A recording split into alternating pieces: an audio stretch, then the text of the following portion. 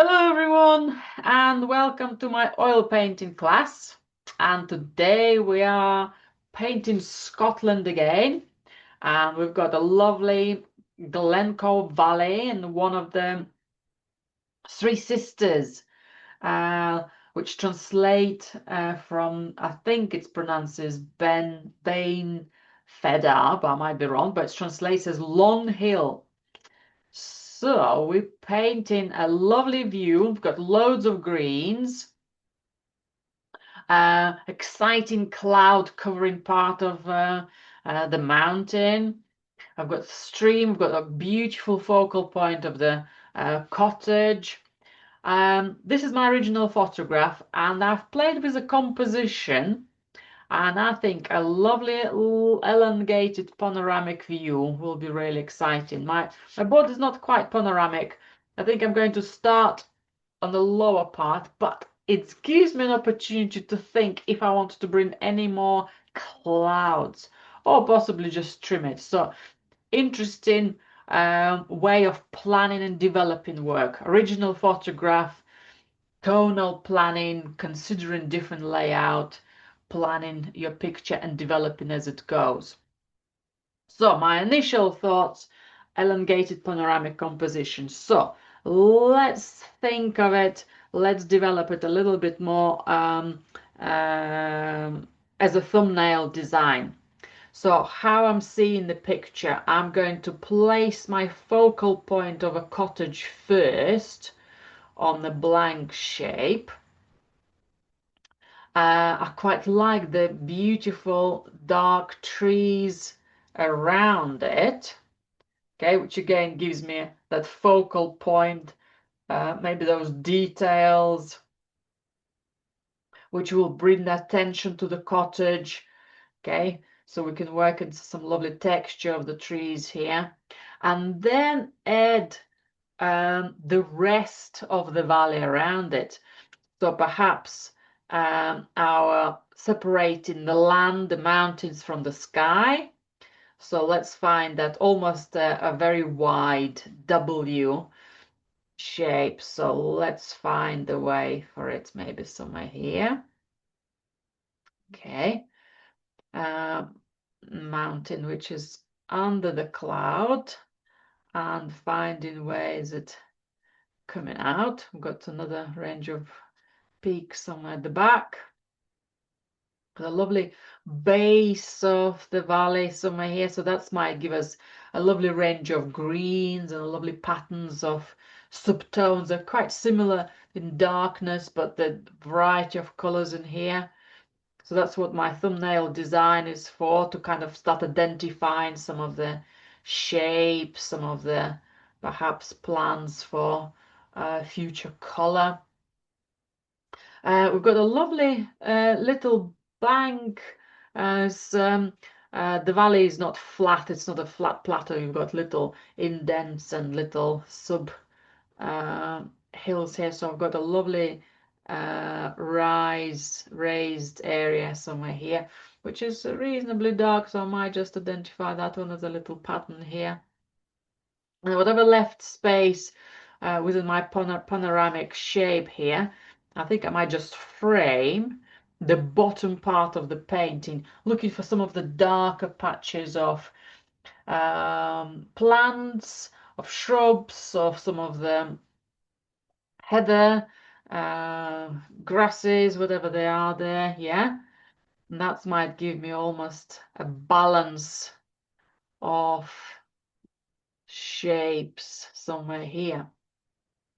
Something smaller, something grouped up, maybe a larger shape. And then if we want to bring part of the stream, river, I think it's more of a temporary stream. It gets shallow when it's dry season. Got a bit of a water at the moment here. Okay.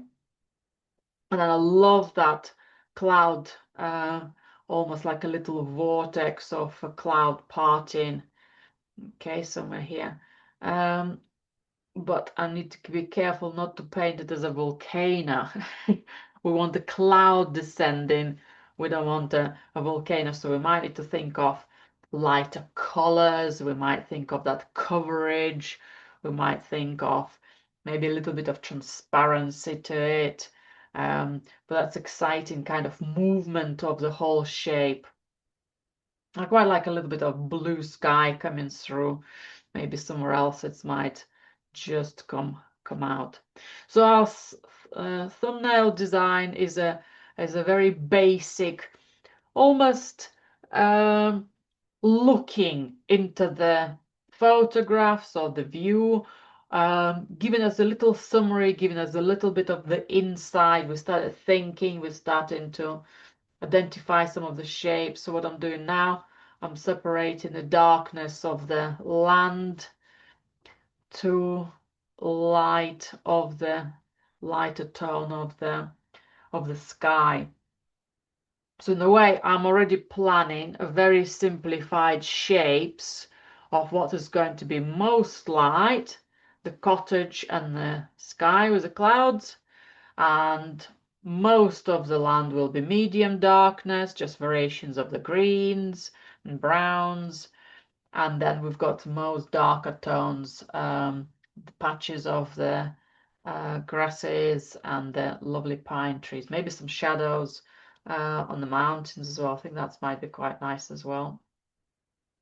Somewhere there, maybe subtones, maybe not super dark, but somewhere around the top of the mountain. That's why we need to be extra careful actually not to over darken some of the shapes here, so it's not going to turn to be a volcano. I'm only calling it to simplify kind of the concept of what we're trying to do there. Right, so I have picked an orange background today because we have a lot of greens, and the orange doesn't matter if you have it more yellowish or more reddish, a little bit more light or slightly darker. Any of those versions will work. We'll just give you a slightly different kind of support color, which is wonderful. It's fantastic to try different backgrounds and see how that will influence our painting. But the orange is really working well with some of the transparent layers of the greens, as well as some of the transparent layers of the clouds for our skies. We'll have some warmth by painting on a very bright, bold color. Now on my palette I have titanium white, buff titanium. You don't have to have it. We could mix a little bit of white and ochre with violet, but sometimes it's just a easy color to go directly. It's already pre-mixed color, but don't worry if you don't have it. Ochre, cadmium red or cadmium orange, whichever you might have. Alizarin crimson, that will be lovely for some of our darks, especially for the grasses areas. Will mix well with blues and violets as well. Deep violet, ultramarine, French ultramarine, Windsor blue, any of those would be great. Cerulean blue, Viridian or emerald green in oils. Usually have very similar color. Phthalo green might be darker version of it, but yeah, emerald green is great for the greens. And any of the blacks, I'm using Payne's Grey.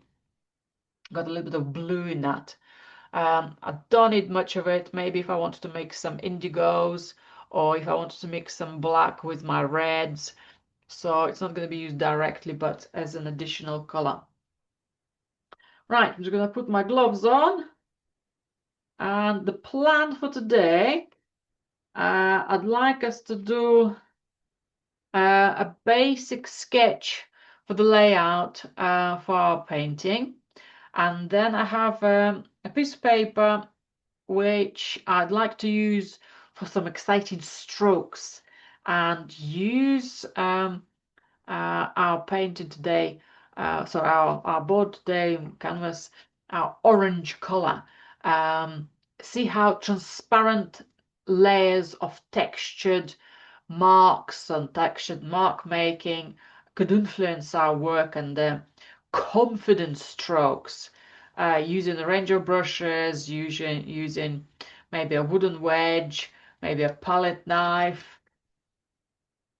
dry strokes, diluted strokes, could influence our work. Right, so first of all, I'm going to start with just using a bit of tips. Synthetic narrow brush for our sketch. I tend to go on orange background for diluted violet. Gives a lovely neutral color. Okay, it also works with orange well. So, like I've started with my sketch, remember I said I haven't decided on the format. If I were to approximately plan my elongated format, I think it's going to be somewhere here. Okay. So if I'll just do it a little bit higher here, I've got the full board fitted in. So I'm going to plan my cottage position first. So it's very much in the center, maybe just tiny bit lower than a halfway through point. Okay, somewhere here. Gonna make my cottage tiny bit bigger initially, because when I start painting, I think it will be shrinking. It's gonna move a tiny bit towards the center. So it's easier to paint something small, but it's our focal point, slightly bigger. So once we paint around it, it will start, it's not going to get lost. Quite like that light for that future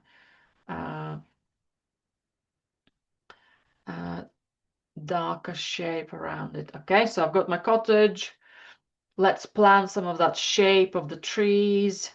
Okay, so we can work perhaps even with the darkness of the paint straight away.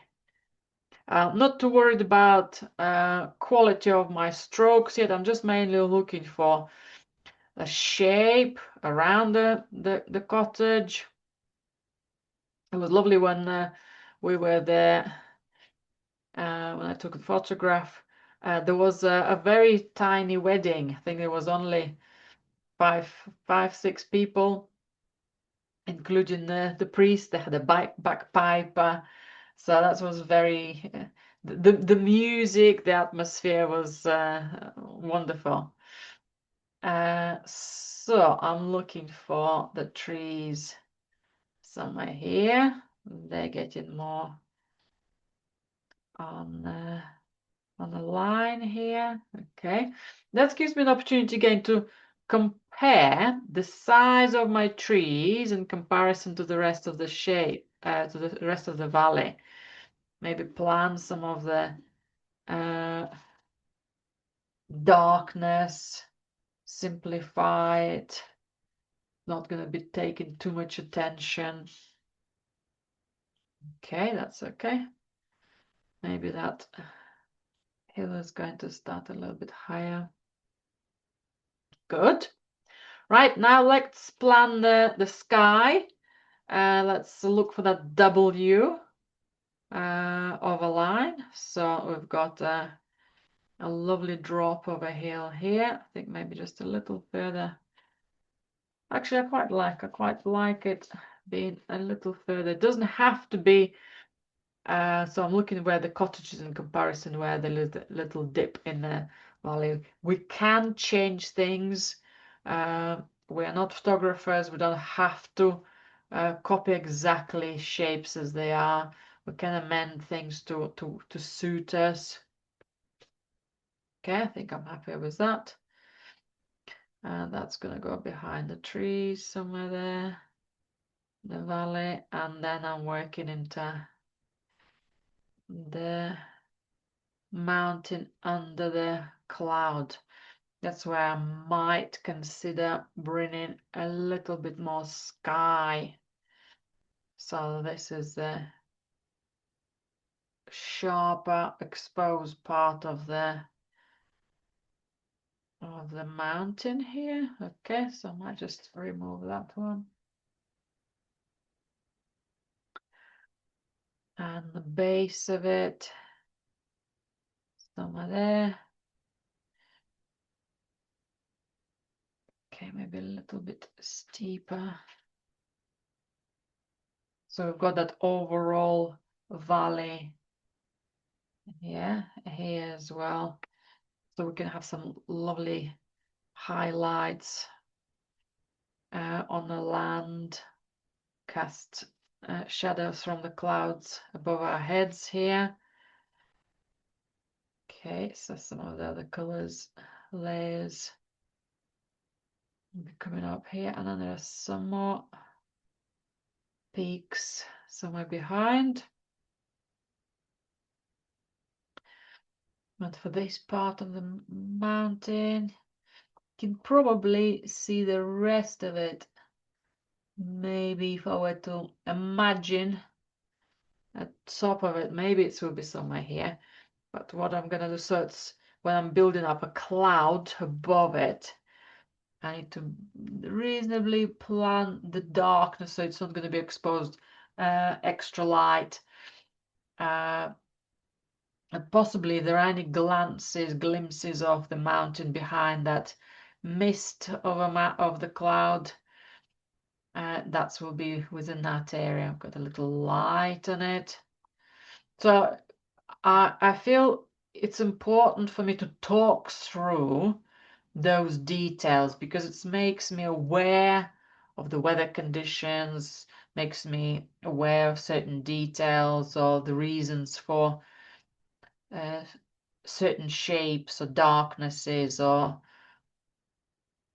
just gives that attention, brings my attention, and that makes things more atmospheric. We understand the environment better as well. Okay. We've got some lovely darkness on this top. It's maybe not as dark as some of the trees, but for now, that's will all work together. Okay. And let's have a look at other shapes of the darks and maybe the river. Also the river and the darkness, those shapes almost kind of bring our composition. So the entry point to the picture is from here at the bottom right, following those shapes. So maybe I'll need to connect them a little bit more. They're connecting together by the diagonal, but maybe they will be partially even more connected through pattern or rhythm of the plants in between. And then we are turning around to darker point, kind of stopping us to go out. It's bringing us back. We're following that light. We're landing on that mountain. And by directional light here on the slopes, we're staying within the cottage and the tree. So we've got that spiral development of the eye of our view as we're directing that light. So it's mean that these shapes here need to bring us together. So maybe something else will be coming here. Some of those darker grasses, the rhythm of them. I don't quite like painting things just above the border of the painting. So that might be staying in, that might be chopped into a little bit more. And I quite like the corner here to have a balance shape of darkness. Okay, so that might be something coming in here.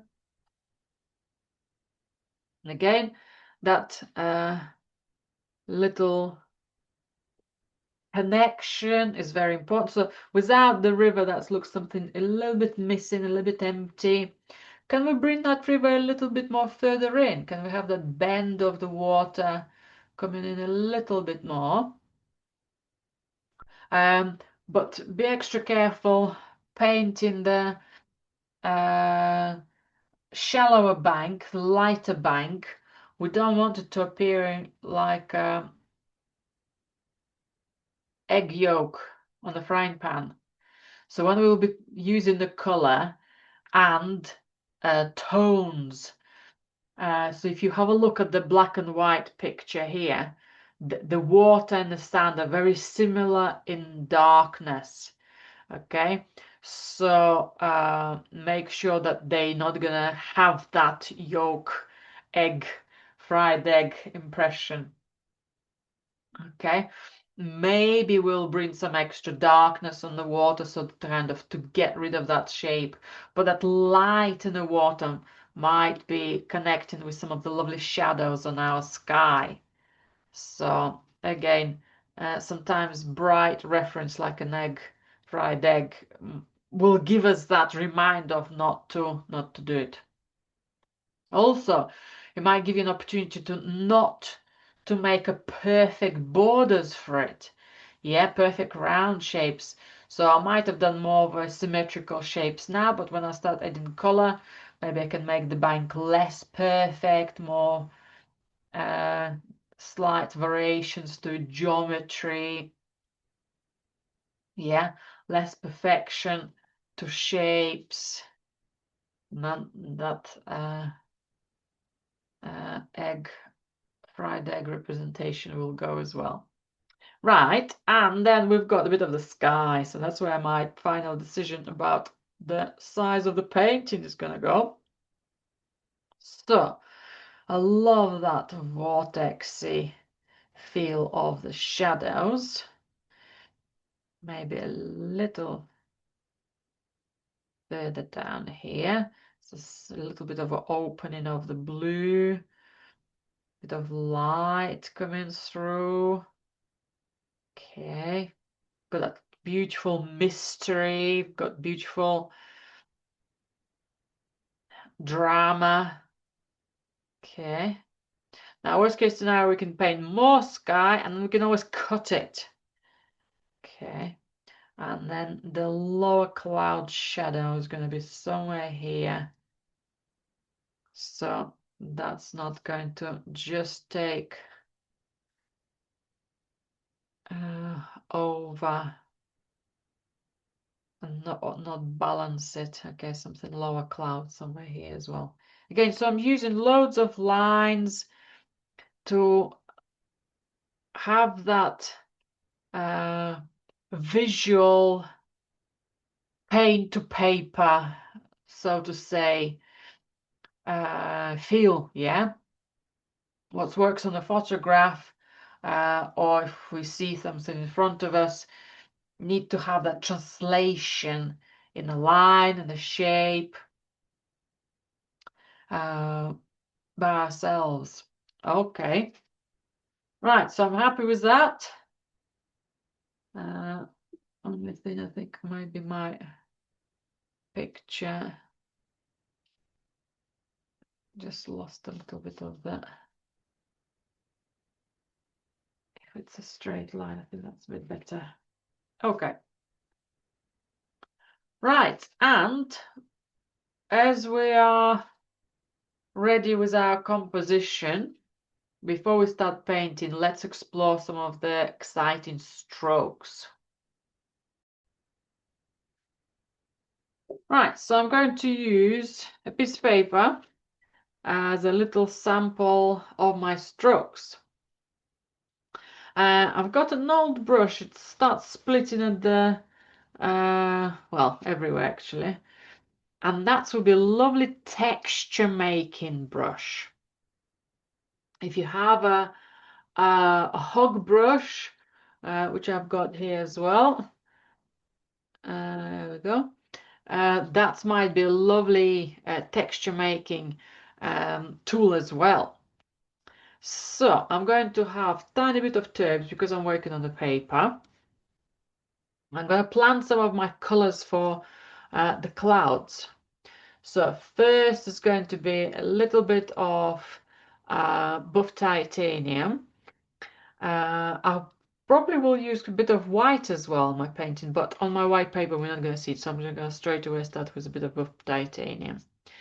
So not too much paint, but more tips, so it's looking quite runny.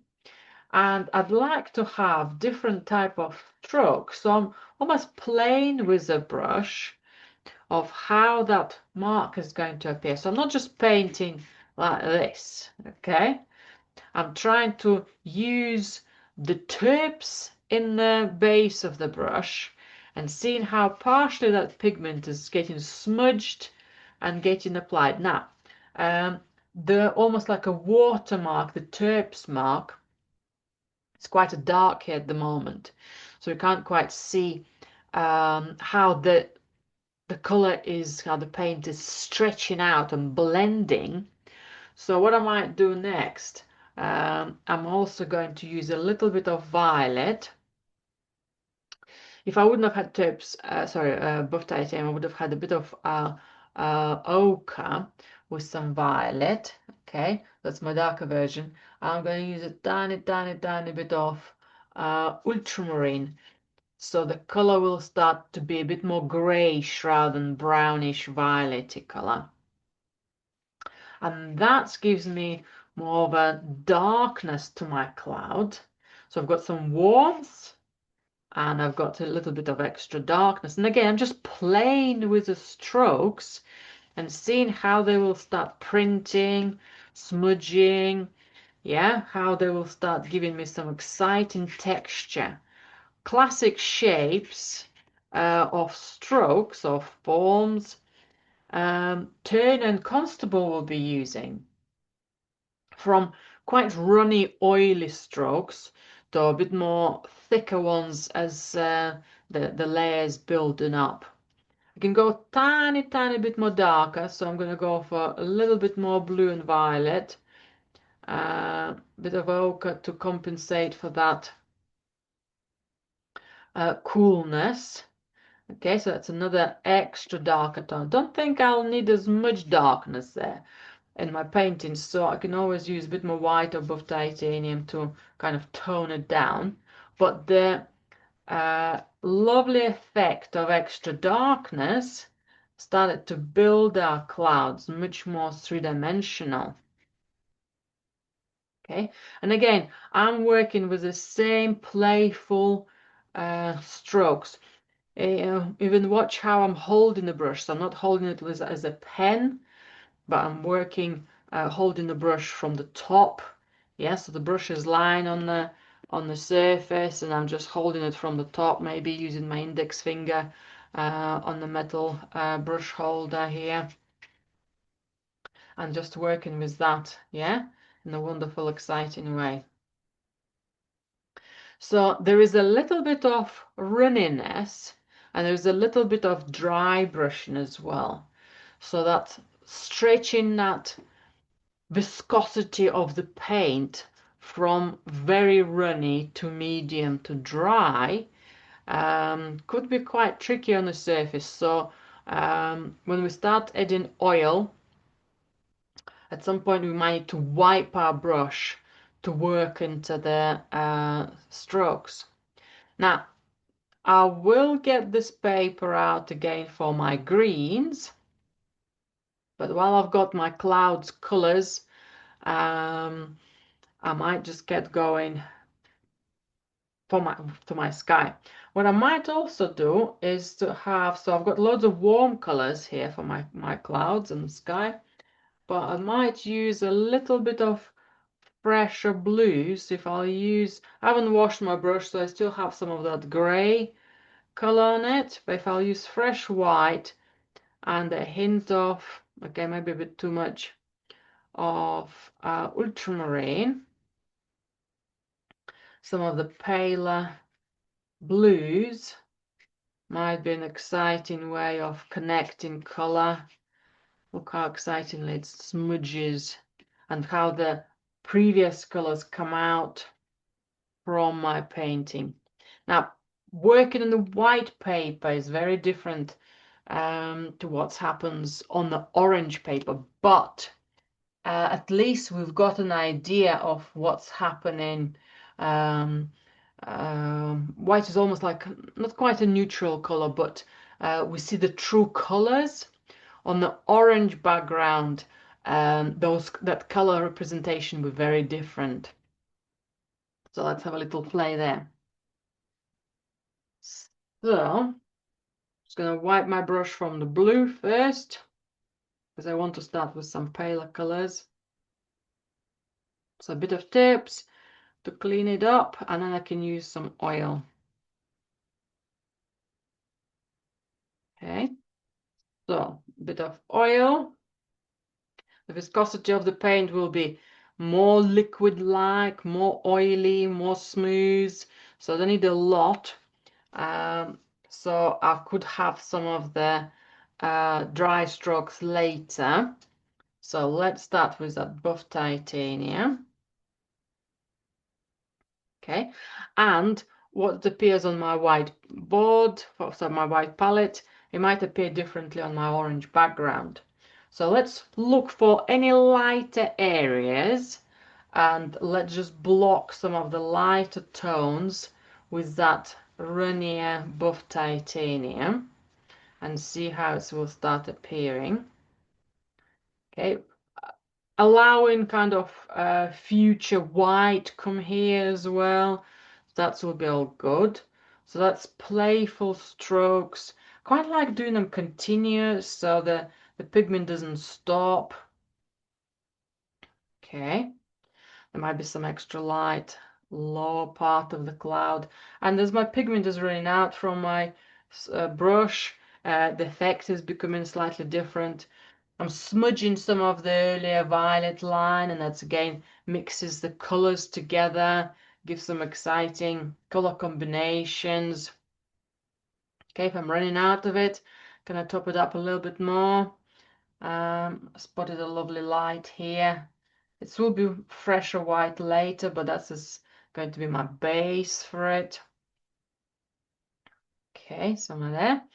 Any other little patches of paler light here and there?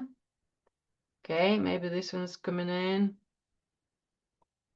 Some lovely warmth for the cloud right far end. Okay. Good, and again, that could be turning into some lovely connections to some paler strokes of white. Good. And now let's add a little bit of darkness. So we had a tiny bit of violet, a very, very, very small amount of ultramarine to have that paler grayish color. And I'm just going to block initial plan of some of that gray. Now my brush hasn't got as much oil now. It's slowly finishing. So if I'm touching my earlier strokes, I've got a little bit more oil, but otherwise start to have much more drier strokes. Might just paint it a little bit over my line here just to see where it takes me. Okay, any other lovely exciting strokes or just blocking is good. Maybe tiny bit of coolness from ultramarine for me here.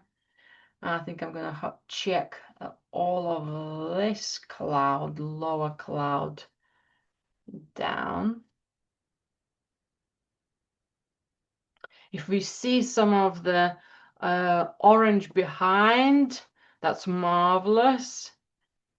That partial transparent layer of orange is exciting. Okay, just enjoy the process. Look what I'm doing with my brush. I'm really pressing on it and really kind of wiggling it.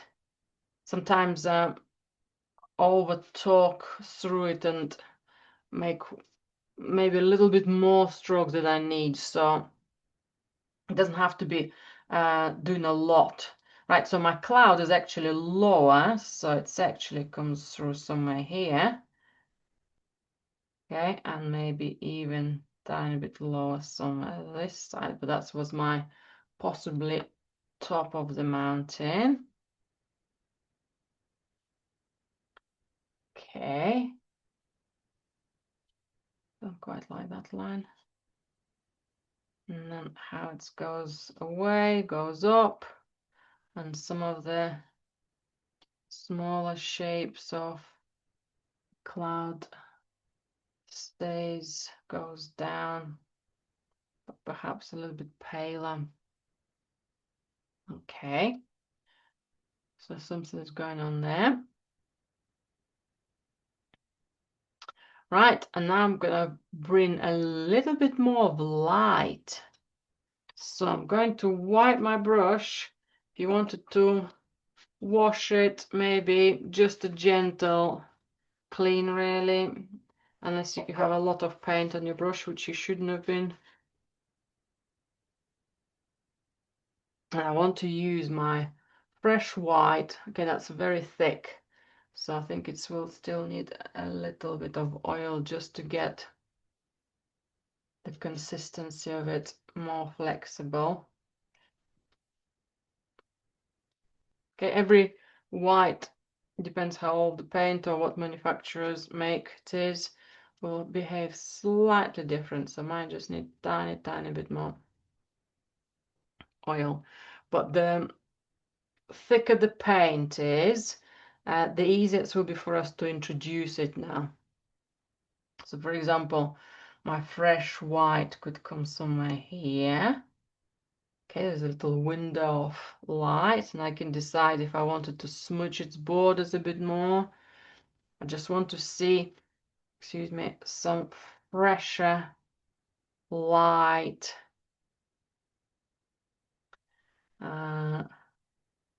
over my pale buff titanium, over that paler, slightly darker version of light in there. Right, the light is coming all the way to my mountain silhouette here on the left, and then it develops up. So that should give us almost like a stopping point where that cloud been allowed to surround the valley. Okay, so that might be nice and soft.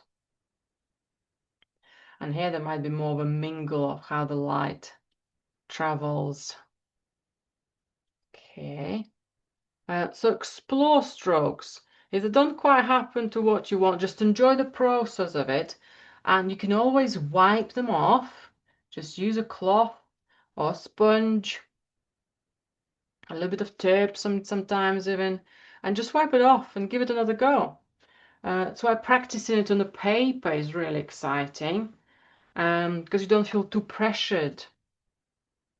Okay, anywhere else this lighter tone? I think over this peak, I think that's where my smaller peak of the pointy corner of another mountain is going to be, and how it's going to start merging. Okay, so far I'm just looking for an area, and then I'll start looking for the whole sky together, how it appears together. That's too bold, that's need to be softening, is that's too much texture. Does buff titanium might need to have a bit more softer touch. Okay, so then we can tweak things and connect things a bit more. Okay, that's good. Maybe a little bit more paler down here. I've got two almost similar shapes, so I think I might just tone that down with something in between, not too light, but something in between here. Still tiny bit more. Okay, possibly something happening here. So I've got a lovely volume from mixing those colors. That warmth and coolness immediately give us the natural understanding of the clouds, space and depth. Okay, even if I were not to use all of that painting height-wise, this would be a nice border. Often it's easier to paint further out than just stop on the edge. Okay, so that's all good here as well.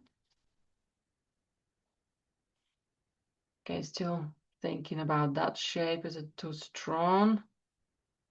Maybe a little bit of paler version of it.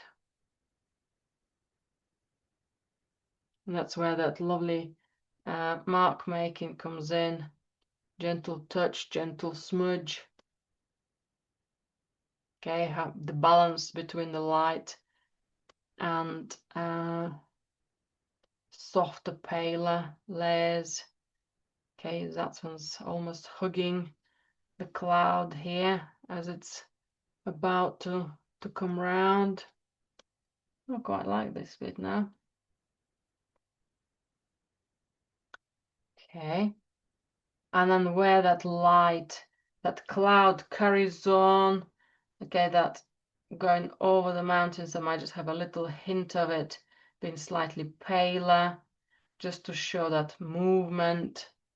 Okay, and might connect. I think that's gone a little too big, so maybe play with it a little again here. If I need to come back with a darker color, a little bit more, summarize the shape, that will be fine as well. And there is a bit more light somewhere here on the side.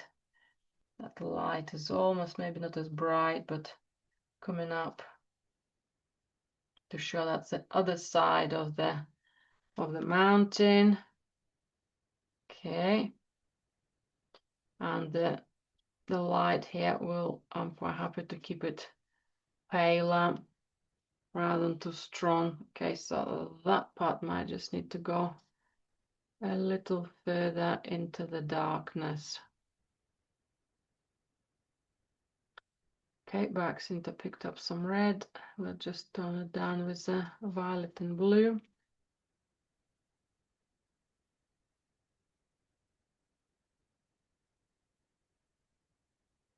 Okay, so that pattern is a little bit on its own, so I need to show that it's actually part of the same cloud. It's an opening within the sky. So perhaps that tiny, tiny bit of light might bring some blue in there as well to show that it's the border of the opening between the clouds. Okay, somewhere there. And maybe that darkness.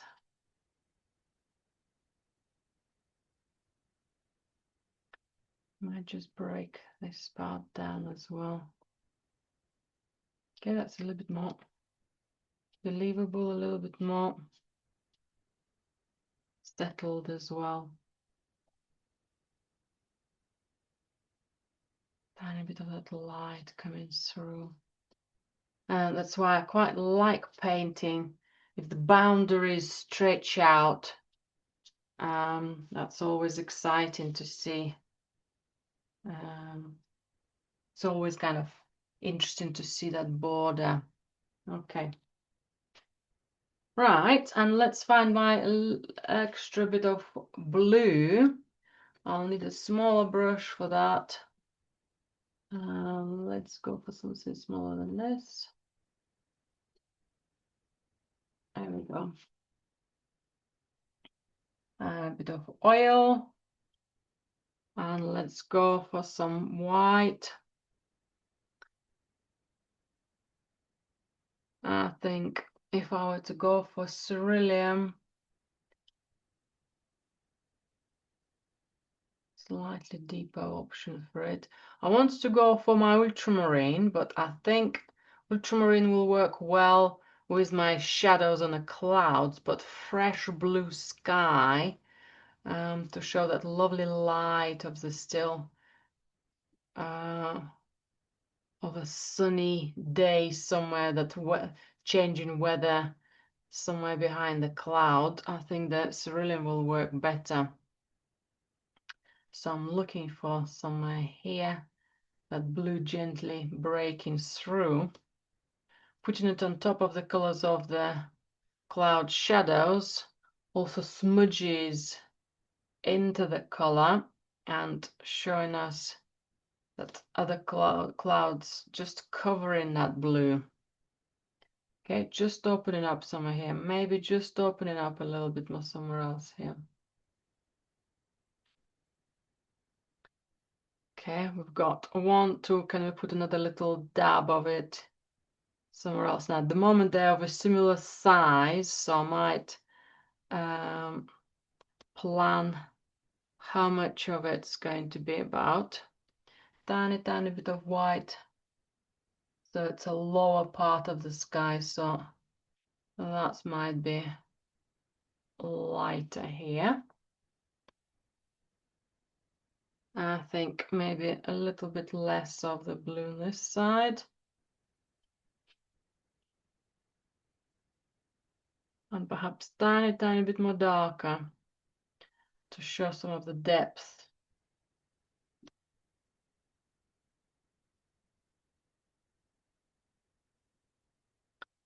So as we're going higher up in the sky.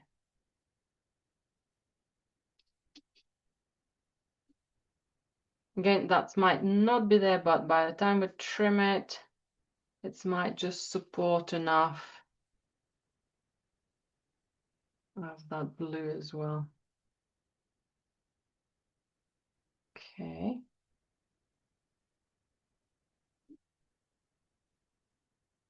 I might also have an option. I've got just a piece of paper here to plan placing a border, giving myself a little border of how much or how little of that sky is going to be showing.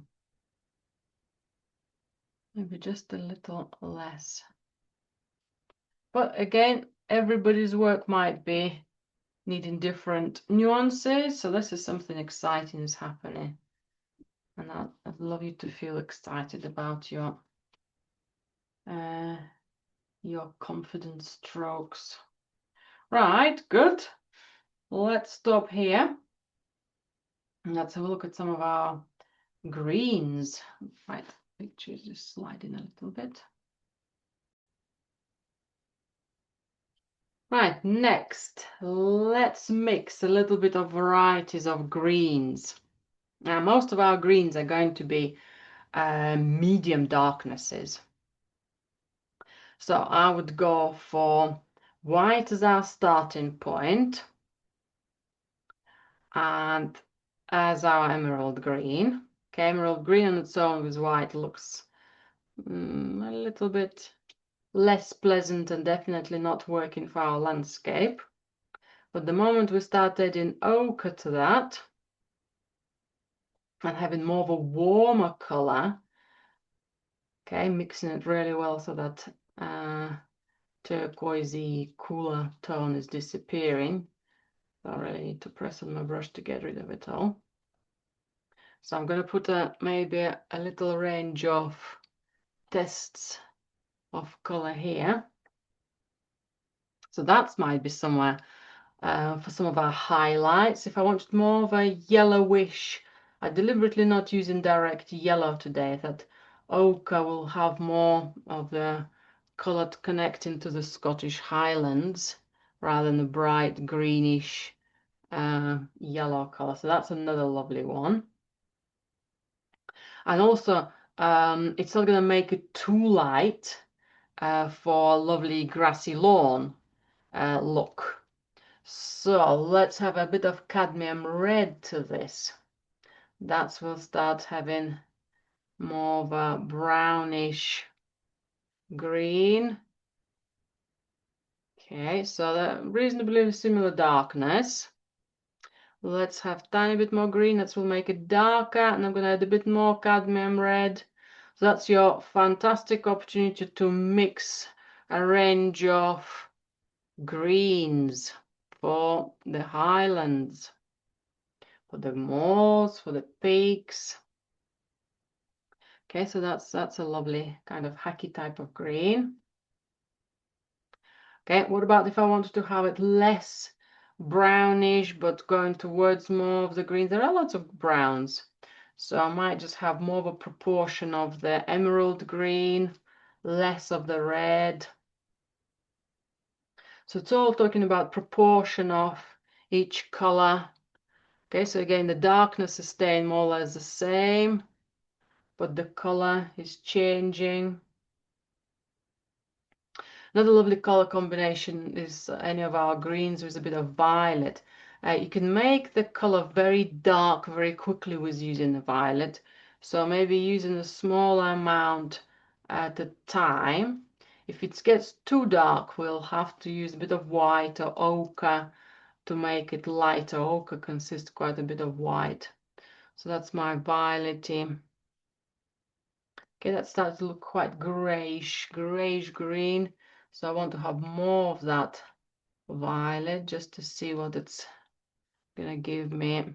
So if I wanted to have some sharper darks, I might mix my greens differently. Remember we were talking about diluted colors. So these are all opaque colors. Okay. So if I were to wipe my brush to get rid of all that opaque color and the base white ochre from it.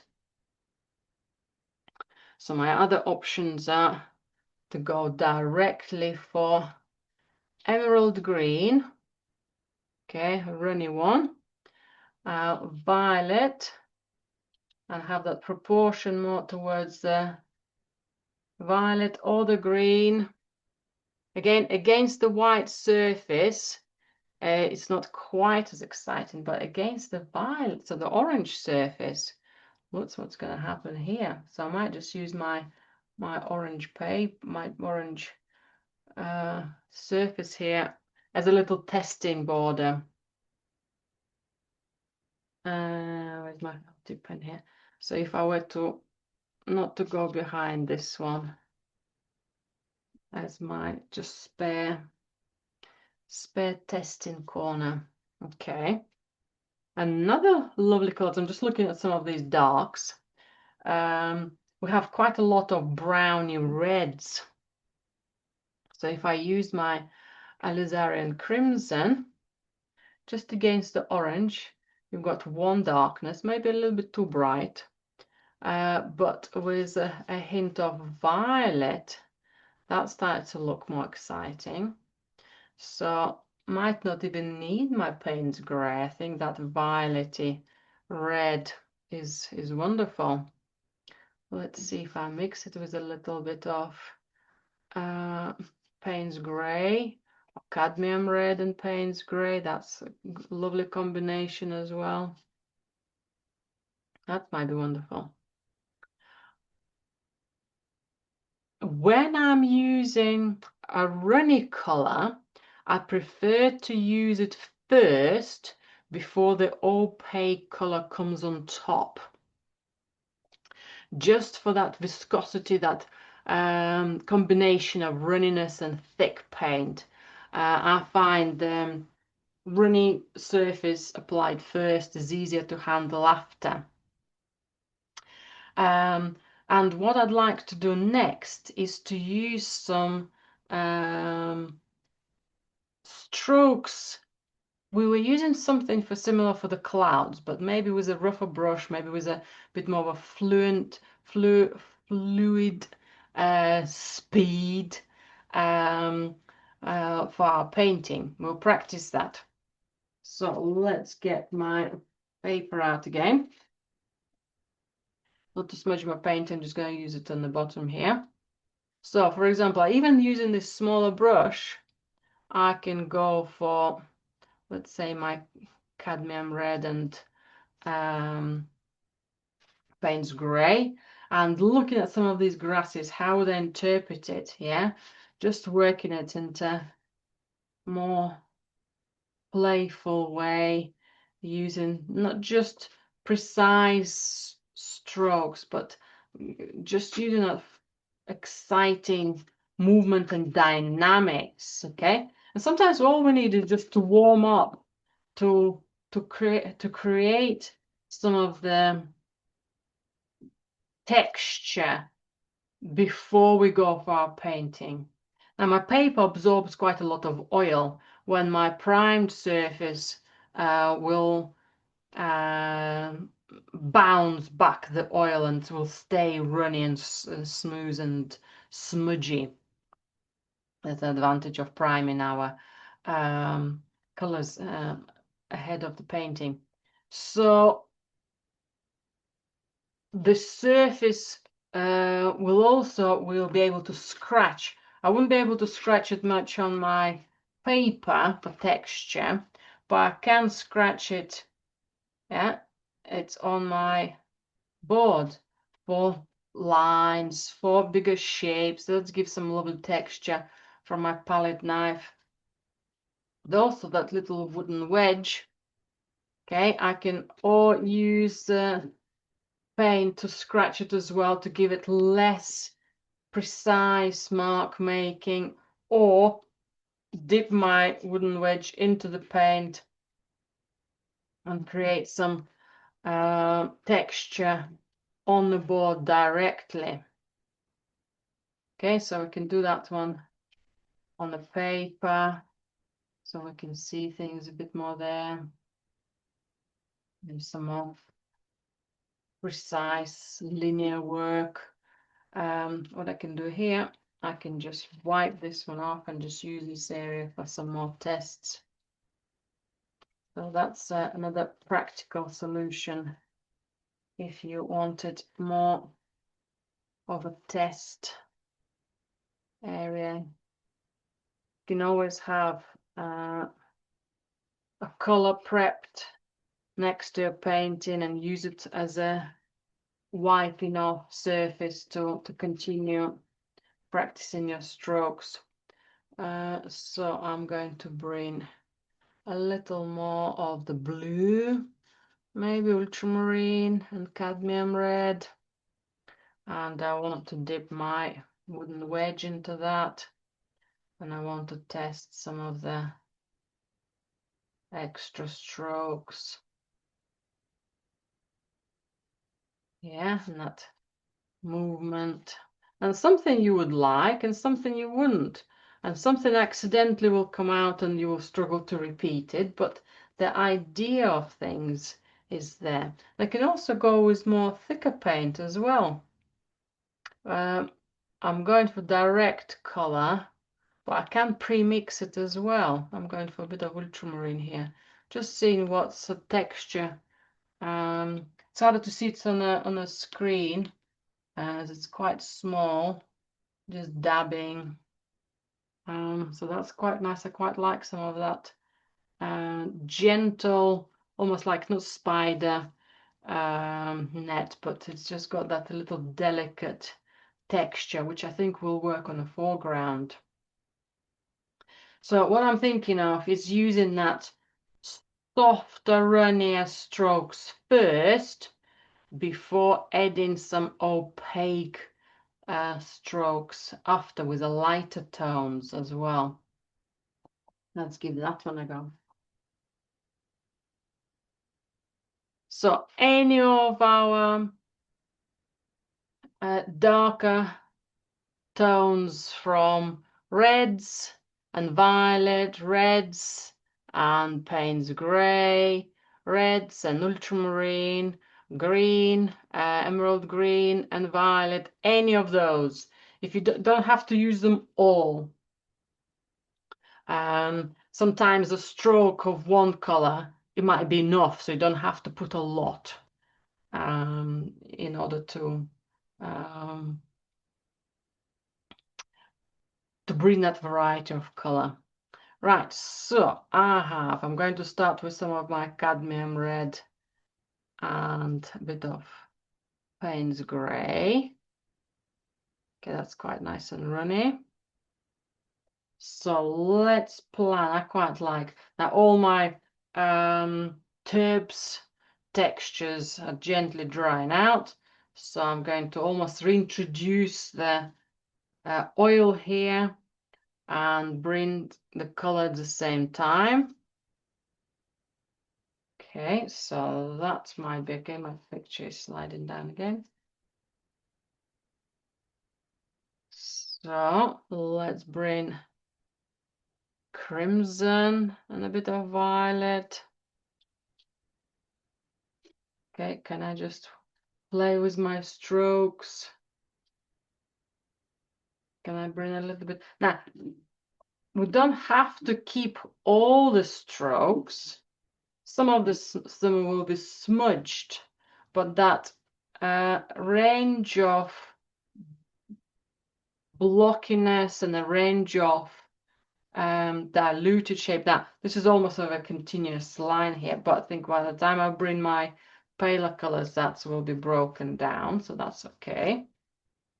Continuing that idea of the movement, our composition. Maybe here I'll put a bit more green, emerald green and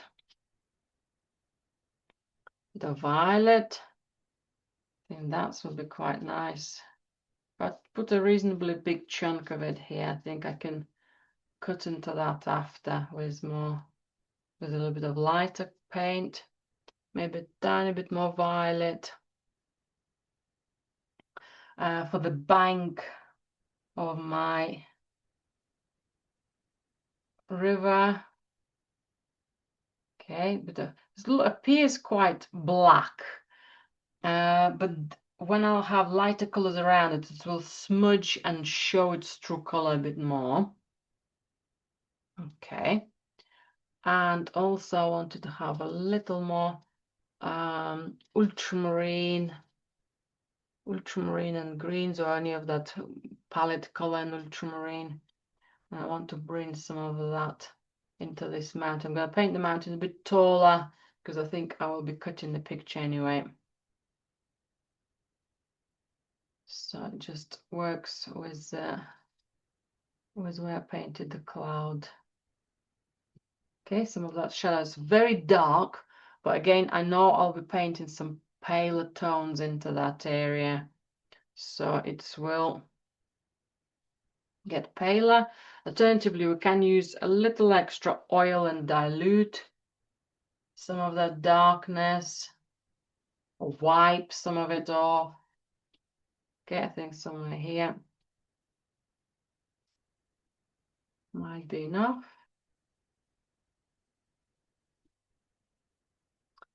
Okay, and my trees, my pine trees, I think I'm going to start them with a bit more of a cooler ultramarine, emerald green, maybe a hint of violet in there,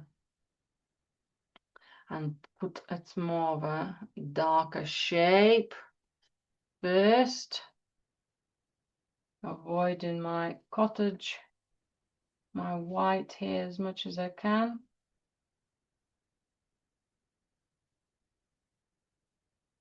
Try not to make your trees too green. Think of more environment, the whole environment. Might even put a bit of cadmium red or alizarin crimson if my green is too strong. Okay.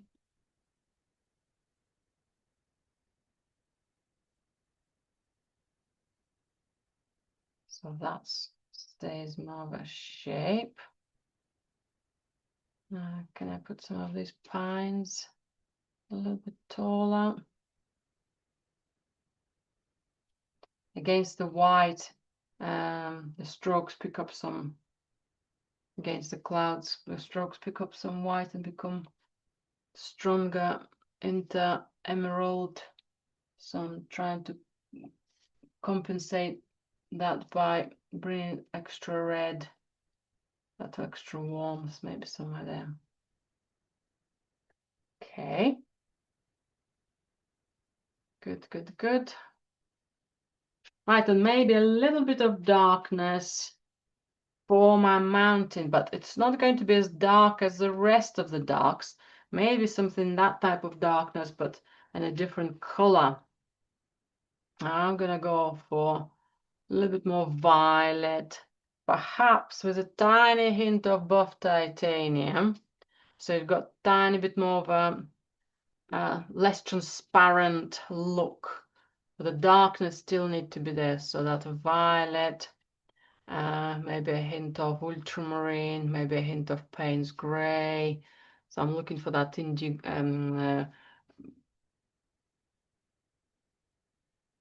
looking for darker blue type of color. Okay, sorry, did I go for white? Okay, white will be fine as well. Titanium probably would have been better.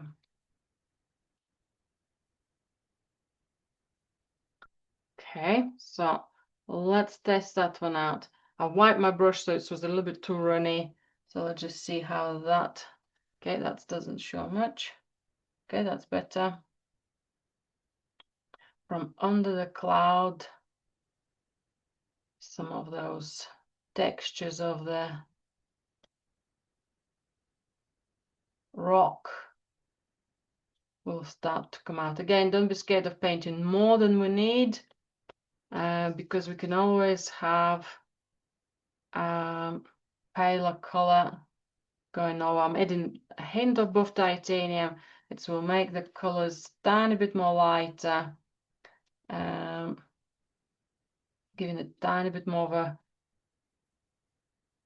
like a next layer as it descending towards the lower heights.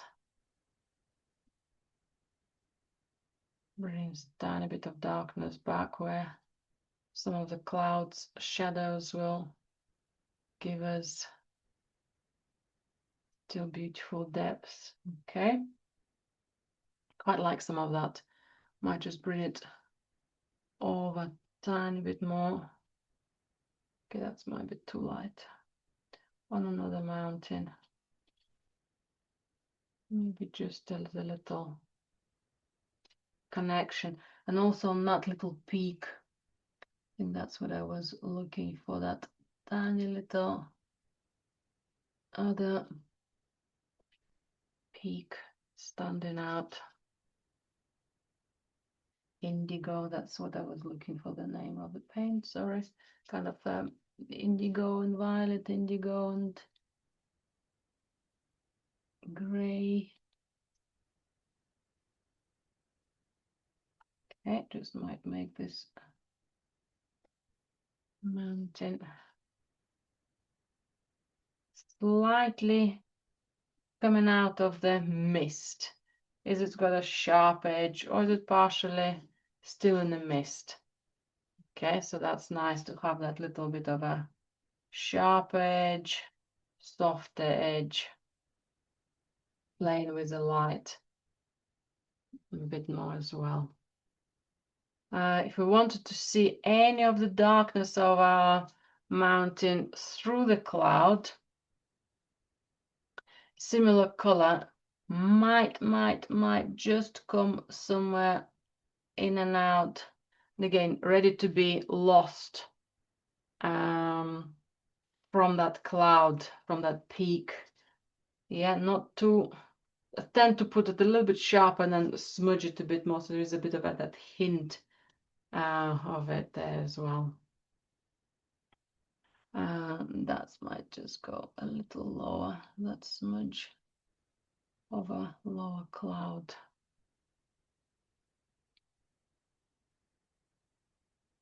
Right, good. Exciting. So we've got a lot of light for the sky. We've got all the darks in place, maybe more than we need. And let's have a look at some medium greens. Right, so from strong contrasts of that bold orange, those almost black looking darks, let's add our greens. Let's keep them reasonably simple.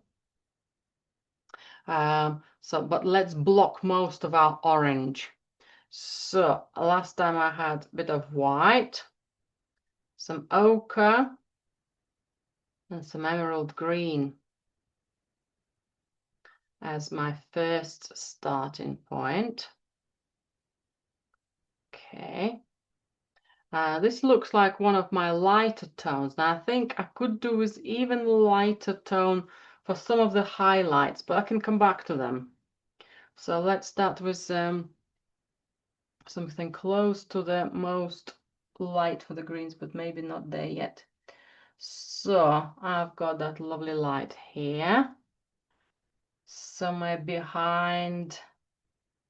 So I can start painting kind of in between my dark tones, but also almost like directing them even more, smudging into them a bit more, filling up some of my orange, smudging some of the borders with other colors. For example, with this bluish mountain, I can almost overlap the colors, so we've got some beautiful depths immediately.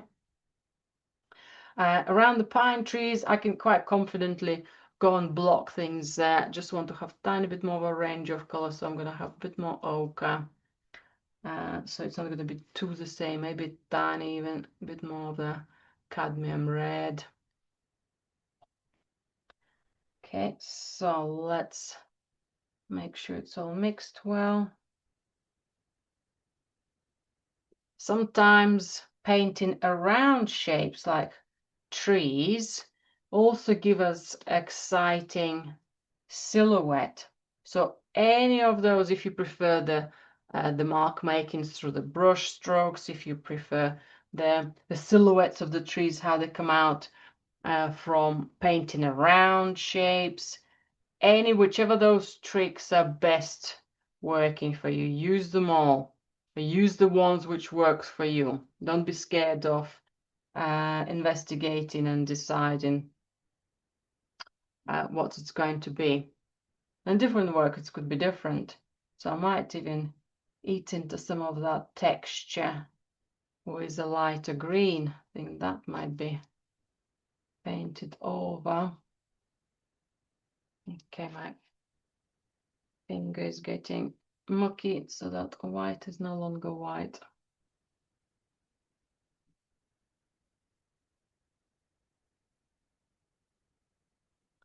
Just want a little cleaner color.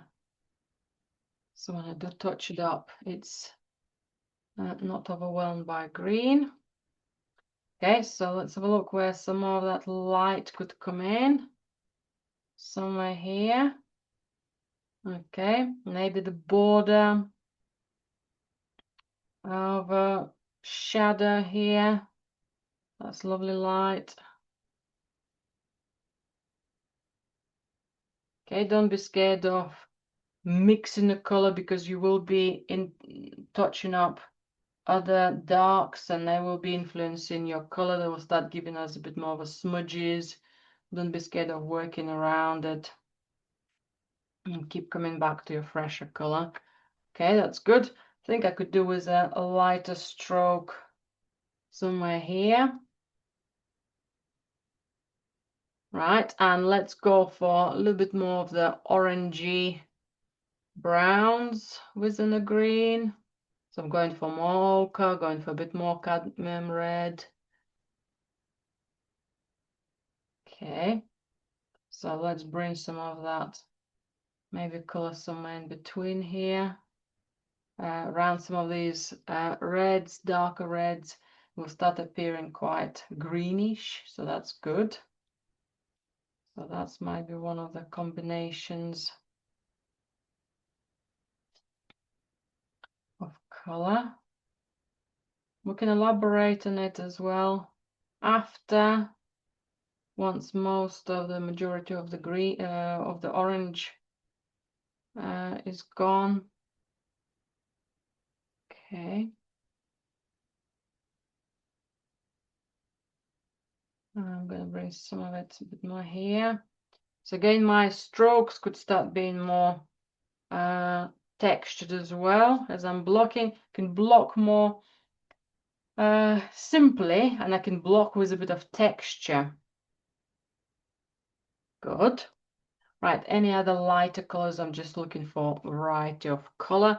I could do with a little bit more of a duller green, greeny gray. So that was my emerald green with a small amount of violet, more of a buff titanium, maybe less ochre, maybe a bit of red, maybe not.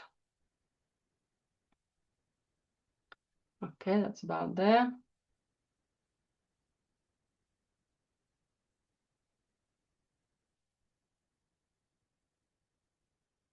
Okay, that's maybe quite a nice range, especially when the colors are coming together. That's lovely to see how they support each other. Okay, some of this green could also go up the mountain and start giving us smudges with some of the purples and it's the shadows. Don't be scared of leaving some of the orange smudges in. I quite like this little bit of orange here. There's a very tiny one. I might just gently go around it so I'm not totally losing it. And then almost look for those partial green plateaus or more of an even surfaces where the grass is just clinging to the rocks. Okay, so these are lovely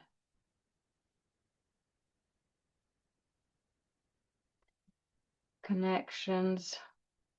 That's where I can just tone down some of the shadows. Okay, that's good.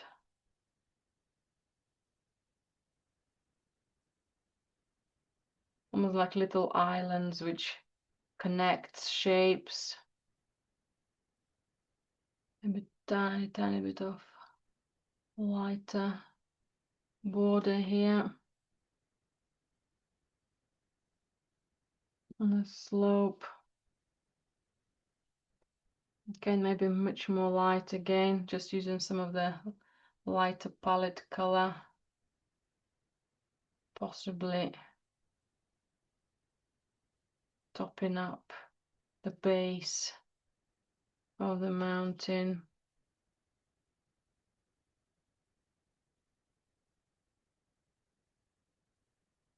Okay, that's something interesting. Little, I don't know if it's enough lighter tones there yet, but for my blocking, I think that should be enough. Might just make it less of a perfect pyramid here. Okay.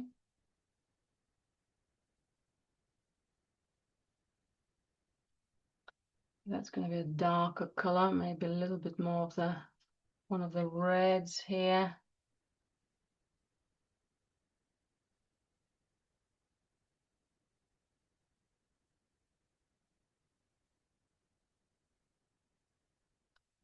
Okay, and again there might be a contrast next to my border, so the colors within that area might be just gently changing. Again, helps that they have a similar darkness. So in this area, the color is a bit more flatter, so the strokes are less showing. You can hardly see them overlapping. So we've got that flatter application here in comparison, more of a textured surface coming up to the front. Quite like this color. Can I use it anywhere else? Okay, that's a little bit darker than the one above. I can chop into my grasses and even smudge into the darkness. That's a wonderful way of bringing that texture in. Okay, there's another flatter surface somewhere here of the green, so let's go back maybe to ochre and emerald green. Maybe a small amount of cadmium red.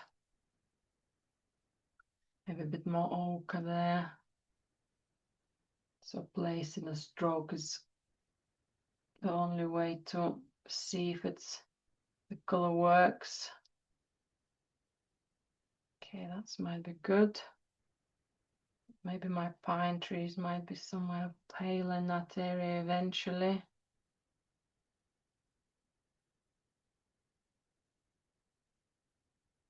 And perhaps I need to work into this darker tone as well here.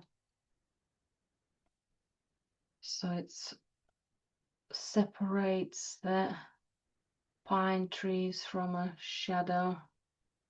shadowy texture below it. Any again of those darker tones of the greens, emerald green and violet, emerald green and all that range of ochres and reds. So my darks might be here less opaque. Means I need a slightly darker pigment. That's where also my wooden wedge will come in. That's a lovely scratch showing the orange and showing a bit more of the feel for the terrain, for the type of surface it is. I think I could still do with a little bit of darkness here. So it's how do we work into the texture and make it exciting? Okay, that's becoming a bit too boring. Maybe a more diluted color. We'll let that contrast.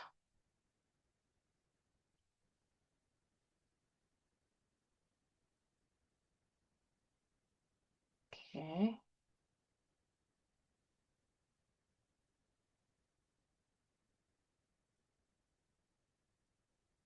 Good. And I might need to have two brushes on the go now. One with opaque colors and one with runny, soft, diluted paint. Not quite sure if I like that direct line. And now it's quite still a lot of work could be done to it, but I'm just trying to break it down from earlier on stages. Okay, that's a bit better.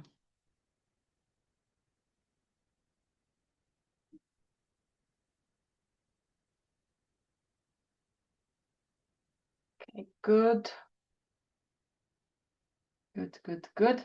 Right, let's fill some of the orange space, just maybe as a block. Any of the more neutral greens, not too light ones. Let's just get rid of that space of orange. Come back to it after. Anything of the paler greens, not overly light ones, but just finding a little, again, grassy patches, how they break down some of the shadows. Okay, that's just enough to show the exposed rock and overgrown surfaces. Right, what's that smudge? That's my sky, that's my rock. Well, let's do it more of a mountain. Okay. Good. Any other lighter tones? I think I can paint some of these mountains. I think that might be above titanium, ochre, maybe a hint of cadmium red. I think that's might just tone down the orange, but keep the light on the distant mountains. I might just bring a hint of violet to it for some of the shadows, just to show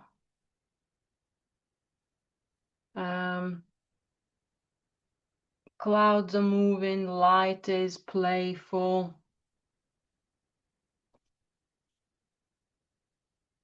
A tiny bit of hint of darker bluey violet. Just need a little dab of it somewhere. Just to that's nice. Okay, that's good.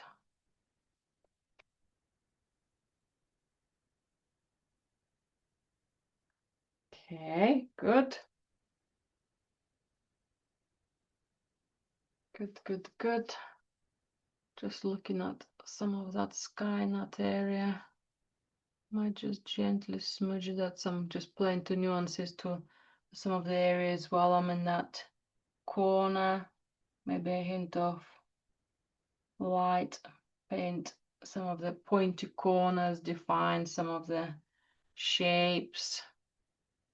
It's only a small area, but that might be sometimes enough to okay, I don't like that stroke now. Looks like an eye, looked like an eye. Okay.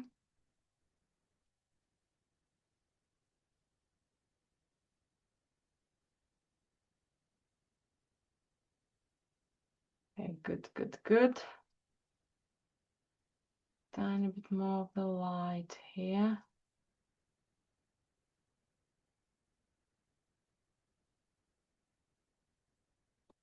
Okay, that's a lovely distant kind of inviting light over. That brings me over to connected perhaps to some of the extra highlights later on as well. Okay, behind my woods here, little pine group. Right, let's fill in the rest of the foreground here.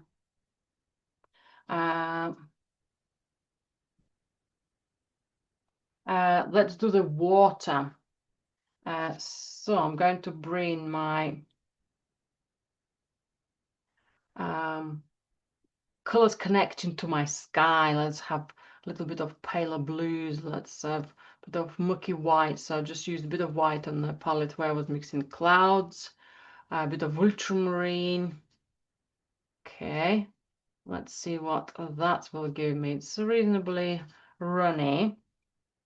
I already have some of the colors in here, so they might just smudge a bit more as I'm applying the color. Remember we said we don't want to paint a fried egg. So just smudging these colors, see if they settle in a bit more, be less fresh. Okay, is that too light? I think partially is okay. Partially could go slightly darker. So let's have my ochre, violet, tiny bit more ultramarine, reflecting those shadows of the clouds. And maybe this part will go slightly darker. I think a tiny bit more ultramarine altogether. Offset the dark bank beautifully. Okay, and perhaps also slightly darker tone here. Okay, good. I can, as I'm painting it, I can just see that river is going round and there's a little bit of its tail further back. And again, that's might just have a hint for it. Might not see it as a water, but we might see slightly connecting surface for it. We'll see. That color not support, perhaps somewhere there.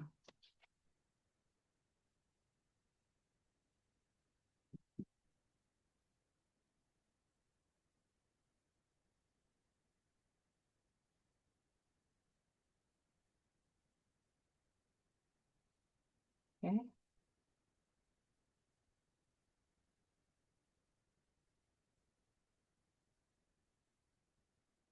Okay, good. Right, and let's come back to this bank. It's quite a lot of reds and oranges. Okay, so again, any of that base of emerald green and ochre, a bit of cadmium red. There might be quite a bit of purples and violets coming to it shortly. Okay, if my violet is too dark, I'll use a bit of buff titanium to make it lighter.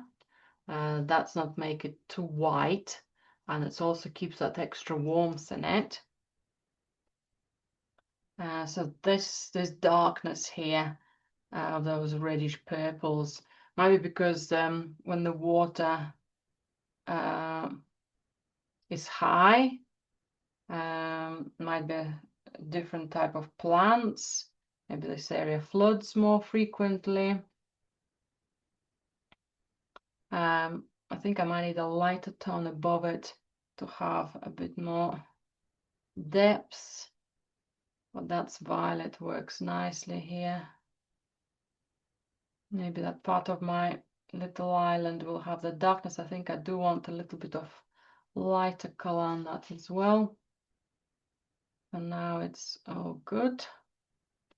Right, any of this violety red, can I put it anywhere else? Well, I've got it. Can I have my orange blocked in? Major orange is going and gone. Okay, so it started to look a little bit more calmer. Now I can start tweaking some of the nuances and tweak some of the light and darks. Right, any more of that orange? That's good. Okay, my picture keeps sliding down.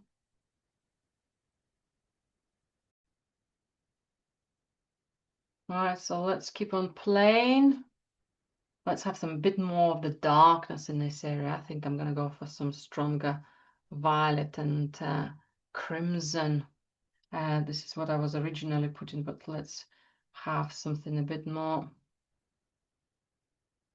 wacky with the smaller strokes, but confident strokes.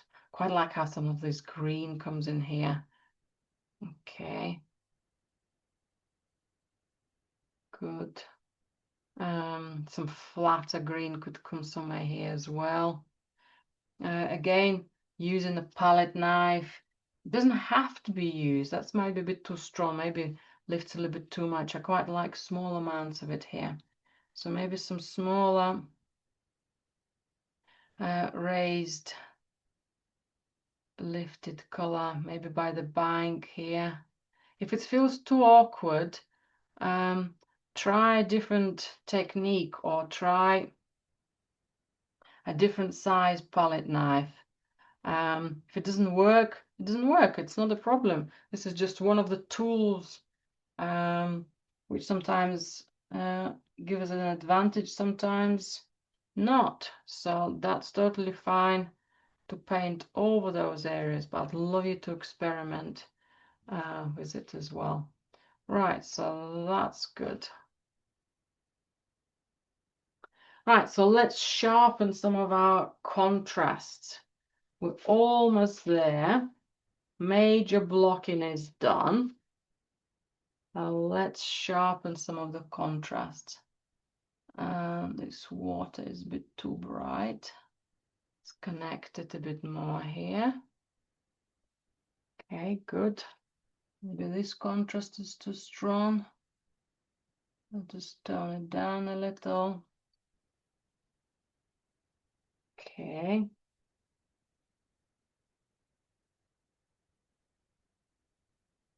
Just making a part of the bank here slightly paler, if possible, with both titanium and a small amount of cadmium red.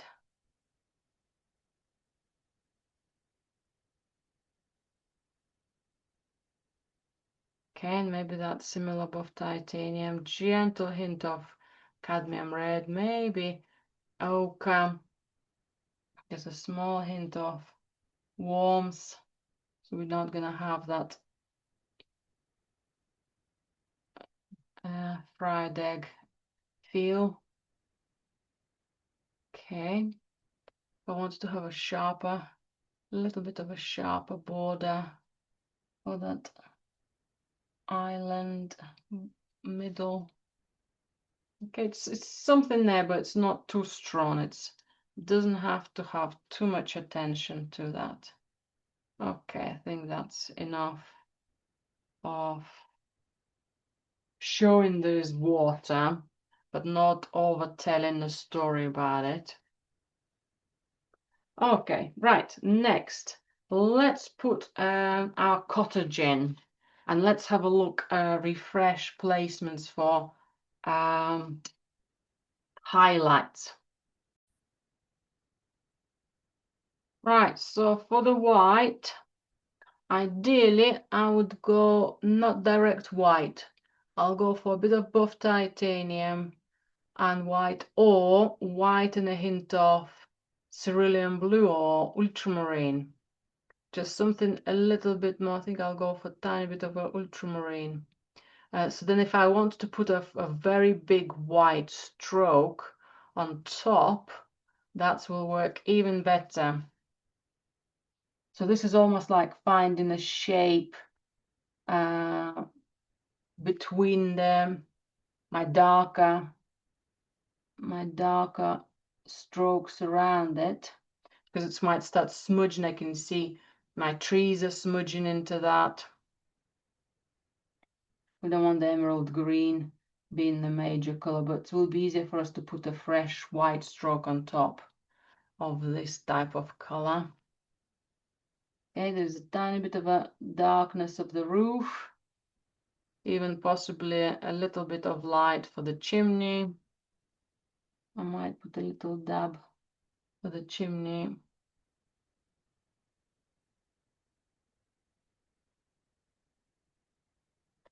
Okay, tiny bit of darker rooftop. I'm gonna use a bit of gray and ultramarine, so Payne's gray and a bit of ultramarine, and that will become more of a stroke rather than painting definition of that rooftop. Okay, that's not dark enough. Maybe I should have left a bit more space, blank space for it, so I might have to go darker in order to land into the darkness we need.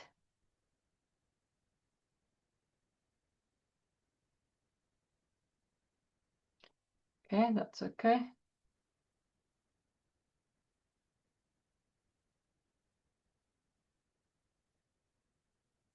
Good. I just need to fix the cable here a bit more.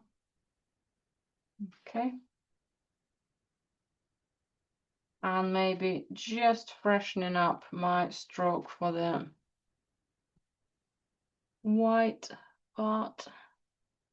And that will go a little thicker. Sorry, it's keep pointing the thick paint. Okay.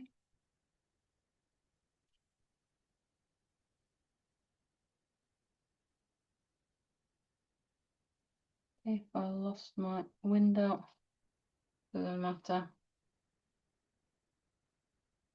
Trying to not to have that green smudge from the emerald green from the trees behind. Okay, that's quite nice actually.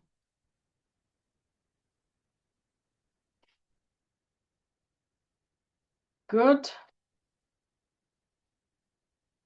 Okay. And the highlights on the greens. I'm gonna go for fresh white. Let's put it somewhere aside. Let's go for fresh ochre. Let's make kind of a lovely yellowish color from it. Maybe a little bit more white. And a very small amount of emerald green. Maybe more ochre for that yellowish look. Very small amount of emerald green. Okay, maybe a tiny bit more oil for me. So it's becoming a very light color in comparison to the greens I've used before. And that will work lovely on top of some of the layers we've painted. Look at that.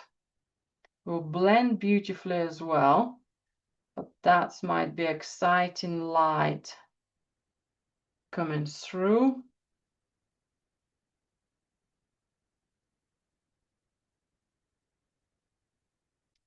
Merging together. Okay, just making sure that's all stays together here. And I think I'm going to bring that light from the furthest away slope of that mountain in the shadow. But that light is just in the valley behind it. And it just opens up and then it falls into shadow.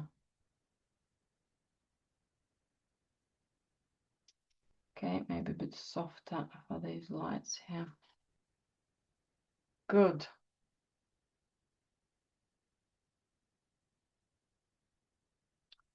Anything else in here? That's light might be. Okay, maybe tiny bit more bolder.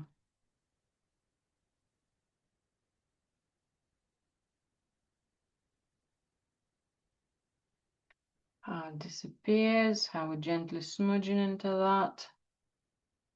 Maybe just bring it a little bit more radiating from that corner. Very nice. My trees are starting to look too regular, but I can come back to that. I just want to bring a little bit of similar light, but I'm going to smudge it. It's not going to be as light as. So I'll bring it into my current colors, and I'm going to let Beinn absorbed. Perhaps use my other brush, which has some darker greens on, and allow it to be smudged into that area. Okay, so I've got some light, but it's not as bold as, so I'm mixing the color on the surface. I'm bringing the light, but it's not as bold as it was in the other areas. Okay, that's good. Tiny bit of it. A little bit more here. Good. Right, anywhere else a different light? I think I can highlight my water.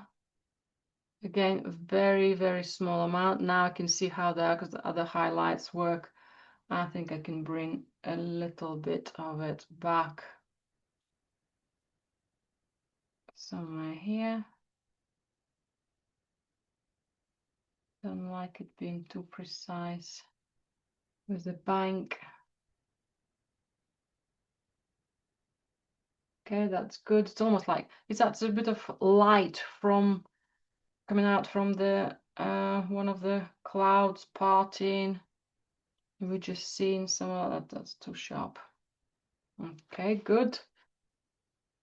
Also show that the bank of the river might not be as precise, becoming more of a boggy areas.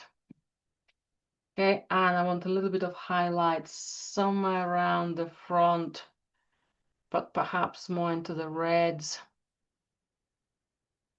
Not as light as the other distant light was, but in comparison, it will shine through.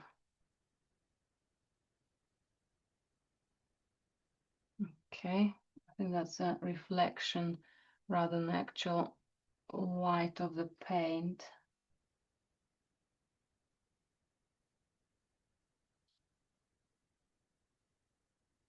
Okay.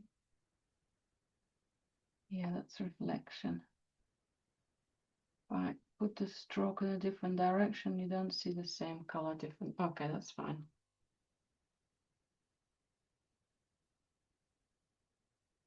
And anything slightly wider here as well. Lovely, I'm happy with that. Again, a couple of things I need to get back into is the contrast of the darkness by the water and finalize my pine trees. Two last tasks, so a bit more violet and cadmium red, maybe a bit of emerald green, no white on the brush. Let's bring that a little extra darkness. I think I might need to take some of the thick paint off that area. in order to place a fresh color. Okay.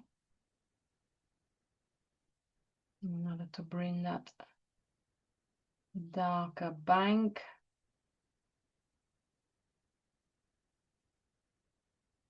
Otherwise we'll be painting, repainting the area, and with not much of a difference.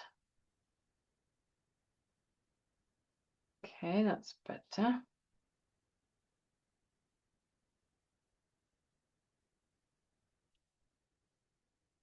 Okay, I need another slightly darker mark somewhere here, a bit more intensive, a bit more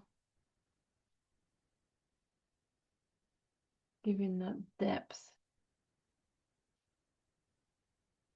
Okay, good. I will not attention this side. Okay, I'm happy with that. Could do with one of those gorgeous dark strokes like on the trees. I think I might just go for a bit more emerald, sorry, Payne's grey and crimson, and go real strong, thick stroke. If the transparent layer doesn't quite, I've just don't want to over paint my other strokes of color, so thicker layer might be, that's better. That's got a beautiful contrast now as well. So thick paint of crimson and Payne's grey, so not crimson, alizarin crimson, sorry.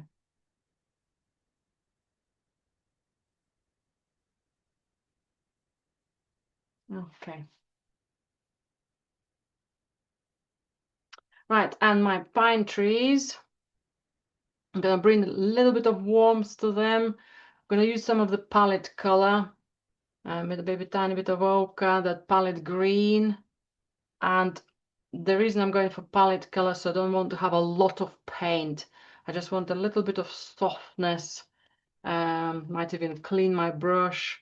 So it just almost just that dry brushing. It's not going to be dry brushing, but it will be very minimal amount of color coming in. I want to support my current strokes rather than overpaint it. Okay.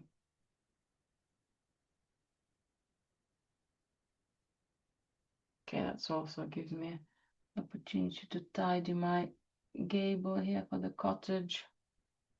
Okay, that's good. Tiny bit more of the paler dab. See if that smudges in. That's quite nice. Quite like that orangey, darker reddish violet. A bit more greenish, a bit more stronger green. Okay, maybe shadow will stay here. Then there might be some more trees close to us, so they'll have a little bit of extra light. Okay, there might be a bit more of a shadow. Now let's pay attention to some of the pointy tops to make a variety. Okay, something staying there. Maybe drop all the way down. Again, staying all dark. Again, maybe settling down somewhere at the bottom here. Okay, this one is a little bit leaning, so let's balance it out as well.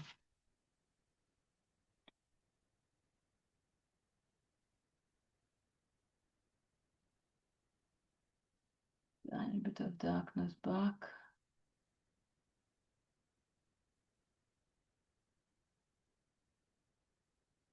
Okay, that's much more exciting.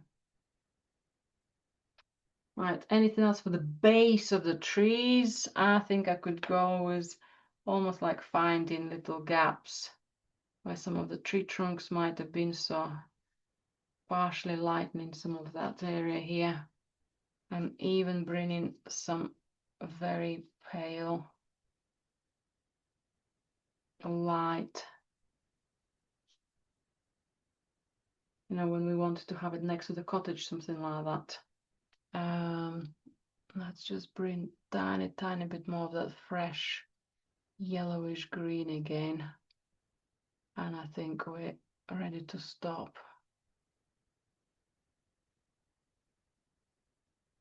A little bit more. It's not going to be as fresh as behind the trees.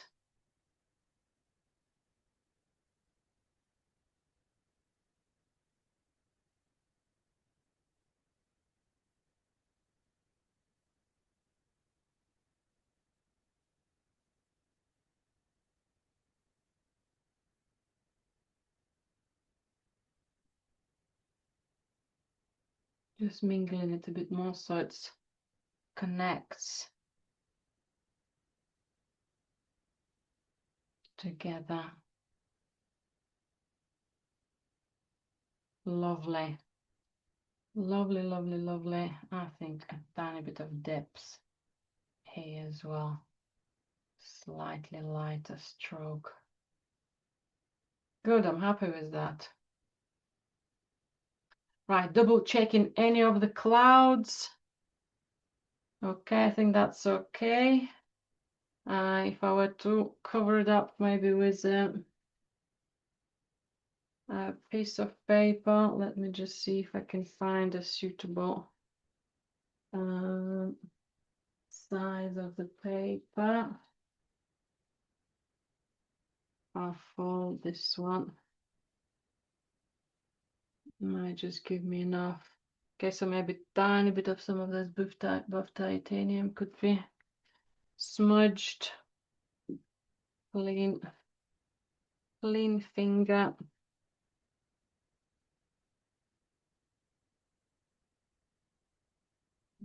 Okay. Mini nuances of the sky. Just cleaning the brush to get a little fresher white with my small rougher brush, just to blend some of that yellowish color, because now against the surface, oh, that looks a little strong as well. Okay, and that's okay. Maybe a tiny bit of blend, soft edge. Okay, and feels like this corner could have a little bit more of a paler color. I can see all that one is a little bit similar in darkness and a bit more similar in light. So maybe tiny bit of, maybe stop looking at the photo and look at the painting. And I just smudge that diluted layer over.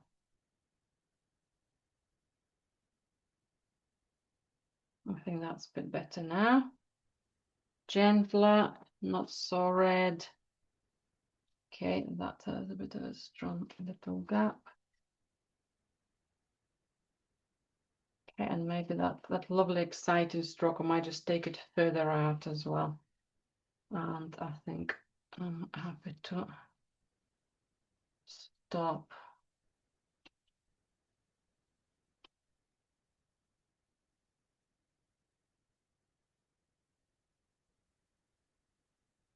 So I'm gonna trim it off. It's got that continuation to other shapes. Okay, that's good. Right, there's this one as well. Just a little flatter here. Another one triangle. Okay, that's good. Right, thank you very much for joining me today. I hope you enjoyed your playful mark making and exploring your confident strokes. And I look forward to seeing your paintings. It doesn't have to be as neat. It might end up more messy and energetic and dynamic, sketchy. I'd love to see your different stages of the development, to see how that progress was happening for you. So thank you very, very much for joining me today. And I look forward to seeing your experiments and your build-ups of the work. Thank you.